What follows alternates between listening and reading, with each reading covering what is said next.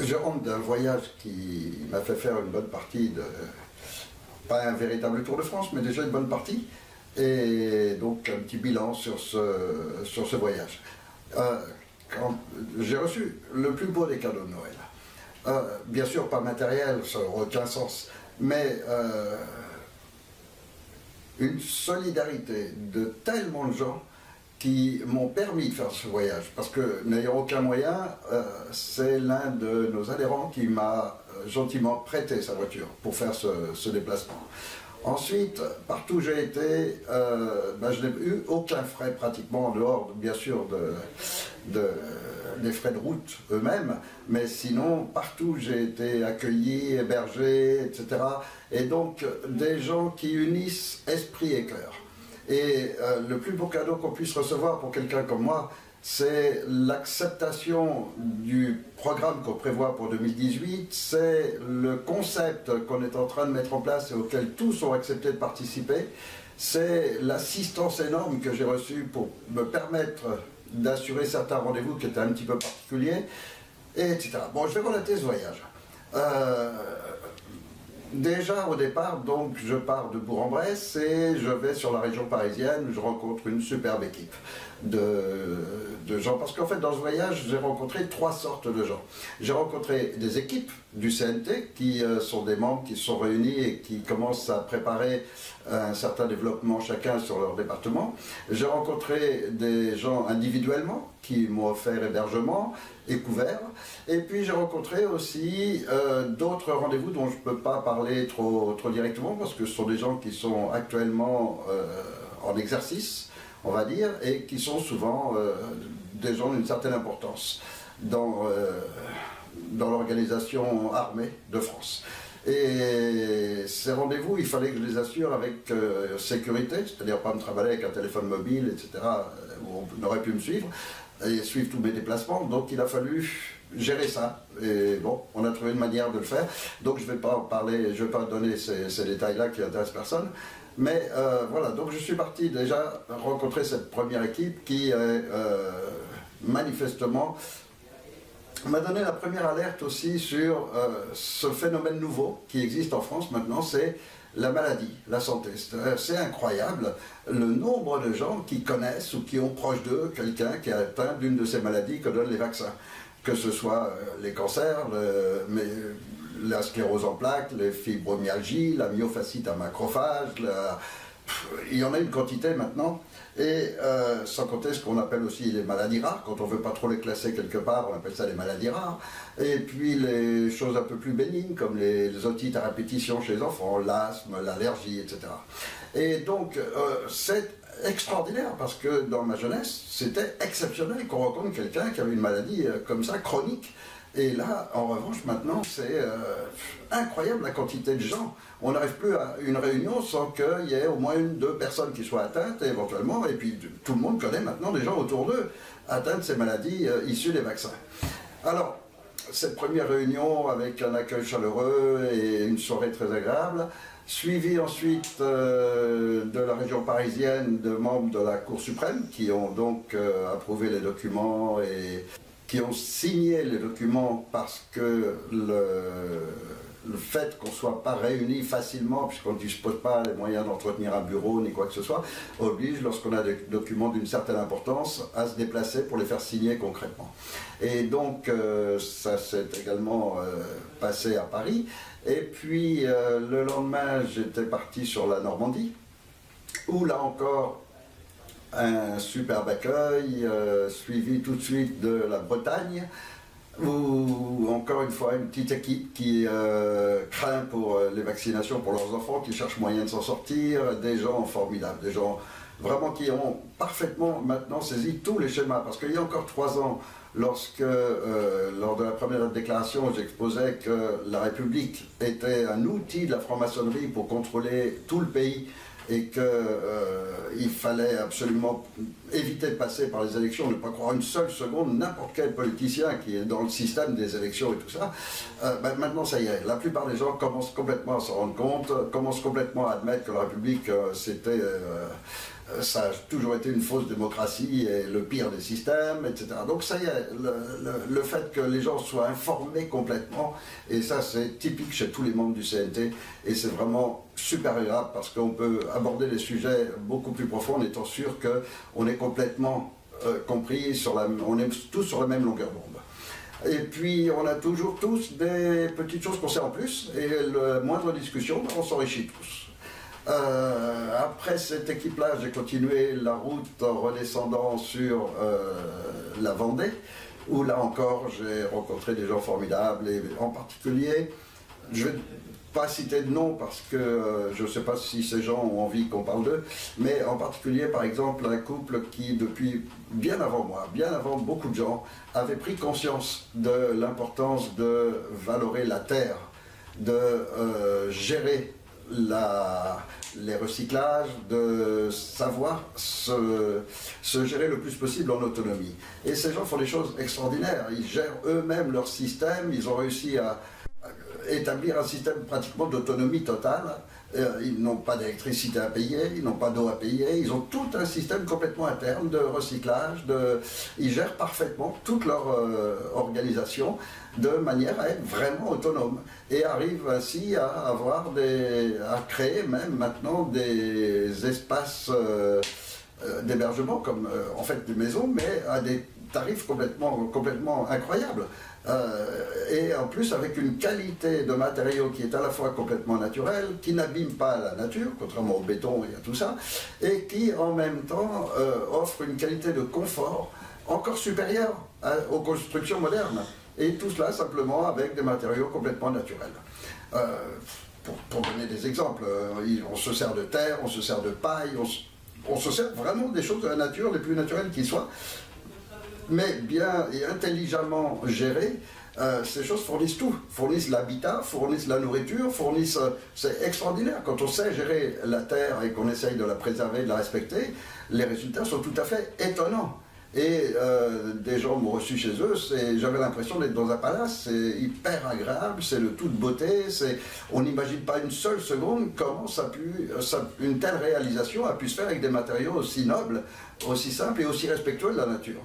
Donc vraiment bravo et merci à tous ces gens pour l'accueil exceptionnel qu'ils ont bien voulu me réserver et puis l'appui qu'ils me donnent certains parce que j'ai rencontré quelques-uns des plus importants des dissidents de France, des gens qui depuis très longtemps, depuis 15-20 ans, comme moi, travaillent à essayer d'alerter. Ce sont des gens qui informent, qui alertent. Alors les uns vont être spécialisés dans des blogs et des sites web qui touchent énormément de monde maintenant, après 20 ans, c'est normal, et qui touchent tous les domaines, qui sont très généraux, un petit peu comme ce que je faisais avec la démosophie, et comme le fait maintenant le CNT globalement. Mais aussi des gens qui sont complètement orientés sur un sujet, que ce soit la Terre, que ce soit au niveau de la planète, que ce soit des sujets écologiques, mais sérieux, rien à voir avec l'écologie des politiciens, la vraie écologie. Et donc, vraiment un véritable cadeau de Noël que de recevoir de la part de ces gens leur appui. Parce que des gens de ce niveau, de cette importance et de l'importance de leur rayonnement déjà dans le monde de la dissidence, parce que là je parle de sites sérieux, je parle de vrais dissidents, pas ces petits groupes qui se montent sur Facebook, les gens qui voient 3-4 vidéos et puis ils pensent qu'ils savent tout et qui commencent à essayer de se mettre en avant. Non, je parle de vrais, de gens qui ne cherchent pas du tout à être en avant, d'ailleurs leur nom souvent n'est même pas connu. Par contre, leurs sites le sont énormément. Et ce sont des sites performants, c'est-à-dire qui touchent beaucoup de monde, sur lequel il y a une multitude de références et qui adoptent et comprennent complètement maintenant le principe de cette transition nécessaire, de ce Conseil national de transition qui est juridiquement le moyen pour toute la dissidence française de se rassembler, et donc qui, comme nous, vont aussi soutenir, pousser ce concept de transition qui respecte toutes les formes de pensée, et qui permet surtout l'expression complète de tout ce génie qui est en France et qui est en train de disparaître parce qu'on est tous étouffés. J'ai continué ce voyage ensuite en descendant sur la région bordelaise, où là aussi des gens c'est vraiment des gens merveilleux, des gens qui souffrent eux-mêmes de ces maladies suite au vaccin, d'intoxication aux métaux lourds, et dont le premier souci est de trouver des remèdes et d'aider les autres qui sont atteints de la même chose et qui créent des associations pour aider les autres.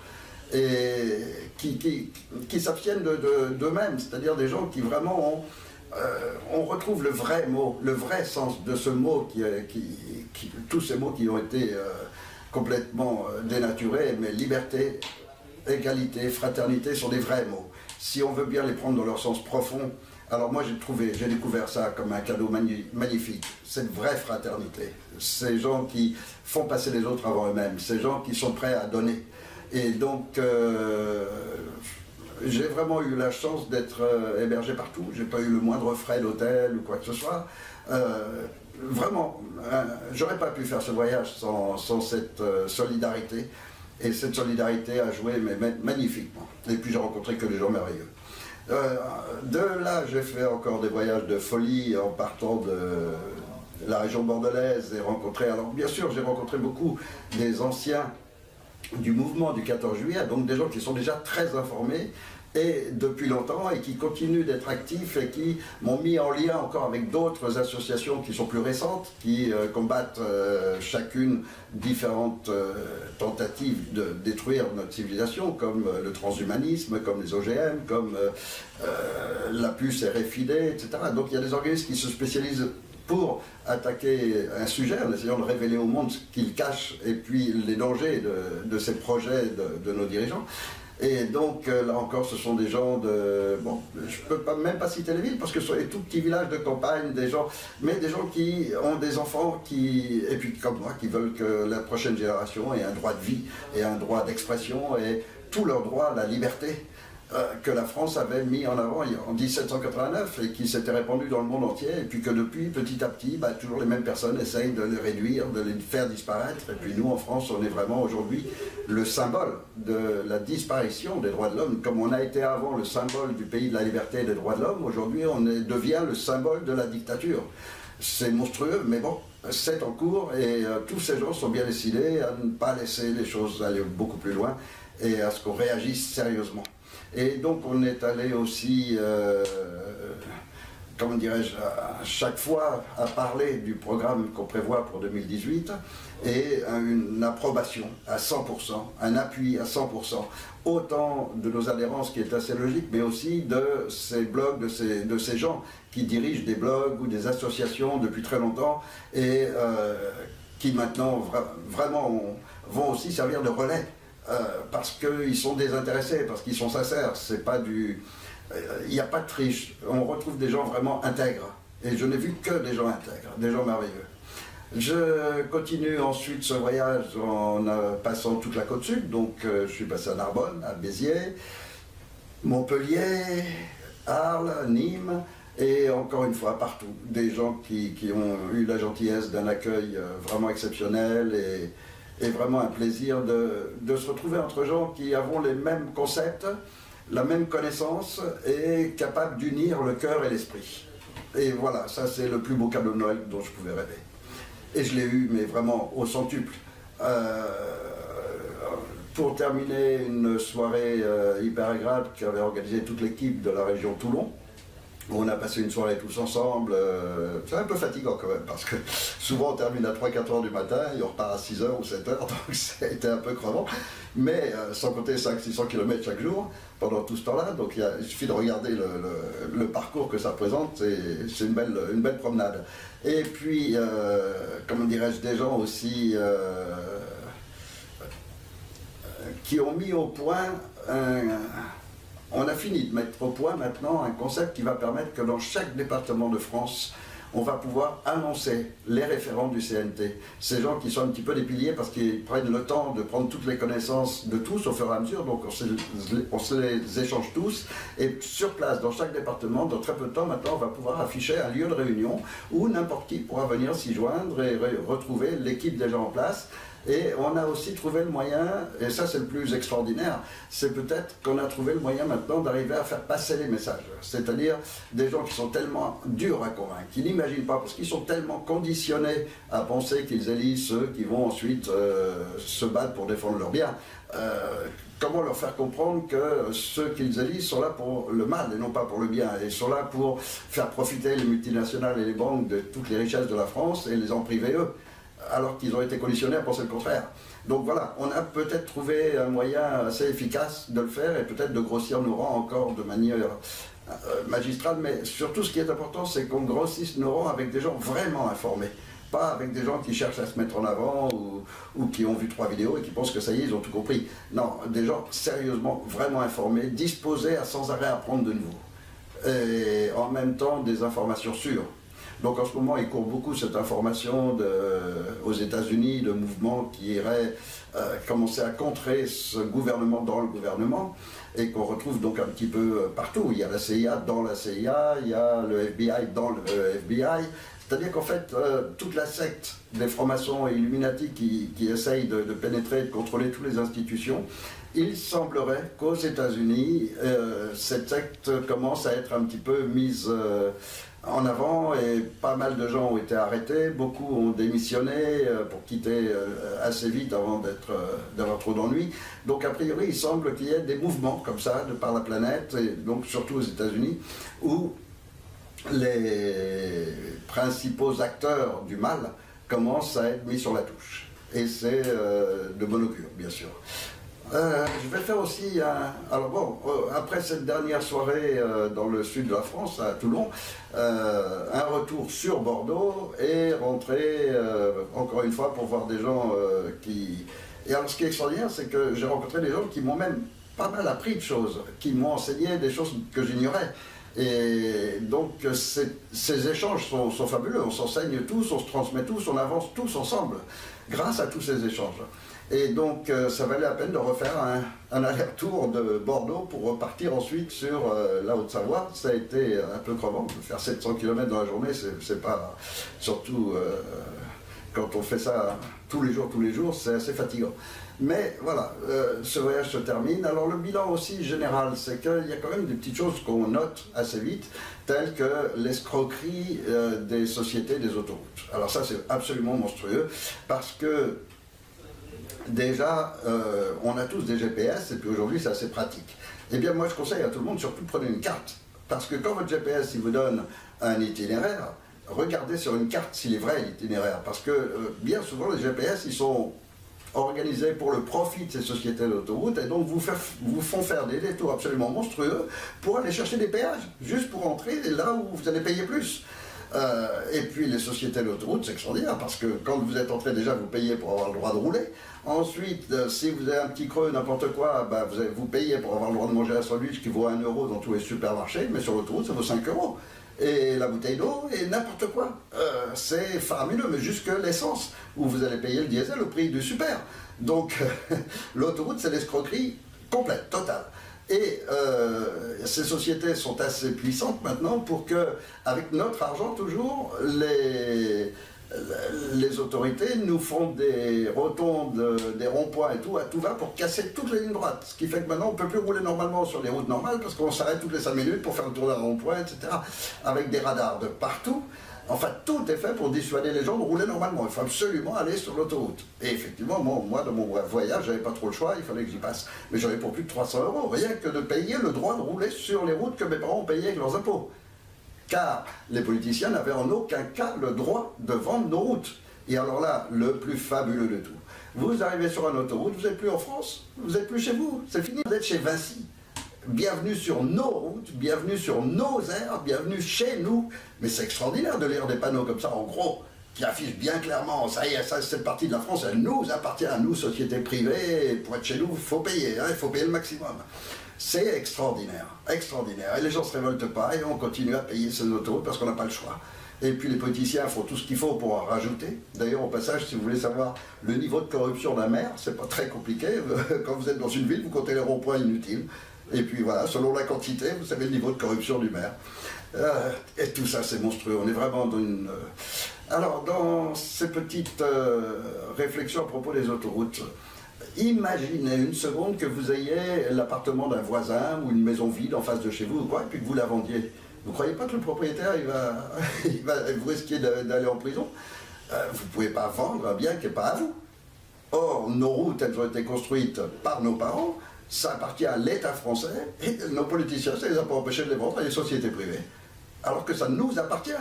Vous faites la même chose, vous, en vendant un truc qui ne vous appartient pas, je vous garantis que vous allez être en prison. C'est extraordinaire. Le montage de tout ce qui est en train de se passer en France, toutes ces privatisations totalement illégales, parce qu'en plus de ça, c'est prévu dans la Constitution. C'est écrit en toutes lettres qu'ils n'ont pas le droit de le faire. Mais ils s'en foutent de la loi complètement, et puis on se retrouve donc sur tout le circuit routier de France maintenant appartient à des sociétés privées.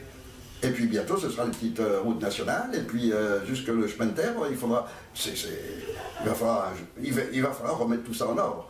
Et bon, on s'y emploie, on prévoit pas mal de choses, mais ça j'en parlerai dans une autre vidéo. Voilà, c'était juste pour relater un petit peu ce voyage. Je repars bientôt pour faire une autre partie de la France, cette fois-ci ce sera l'Est, et puis une partie du centre. Et je vais monter jusque dans le nord et redescendre sur Paris. Et surtout maintenant on va pouvoir faire ce qu'on ne faisait pas avant, à savoir faire figurer les référents. Parce qu'il est bien évident que les gens qui sont référents du CNT, donc qui sont là pour aider à organiser dans chaque département un petit peu les groupes, etc., ces gens-là n'ont pas forcément envie de voir figurer leur nom, leurs coordonnées, etc. Donc on a trouvé le moyen maintenant de mettre ça en place pour qu'on puisse les faire figurer sans pour autant révéler toutes les informations qui sont privées, bien sûr. Et donc ça va apparaître bientôt sur le site qui vont permettre donc à chaque membre qui rentre au CNT maintenant d'avoir tout de suite savoir exactement où il peut retrouver ce référent et les autres membres de l'équipe de sa région. Donc voilà, que des bonnes nouvelles, que du bonheur et un joyeux Noël à tous. Et à tous, je vous souhaite vraiment d'avoir d'aussi beaux cadeaux que ceux que j'ai reçus. C'est-à-dire des appuis moraux, des appuis fraternels, une solidarité, des gens vraiment de cœur, et puis des gens d'esprit, des gens vraiment comprenant complètement les choses, et quand ils s'engagent, ce sont des gens vrais. Et aujourd'hui, on est dans un monde d'une telle confusion que de trouver des gens vrais, des gens vraiment sincères, droits, de qui on ne peut attendre aucune trahison, c'est vraiment un bonheur. Et vraiment, je souhaite que tous vous ayez dans votre entourage des gens comme ça, ou que si vous menez une action, quelle qu'elle soit, pour le bien de tous, eh bien que vous receviez autant d'appui que j'ai reçu durant ce voyage.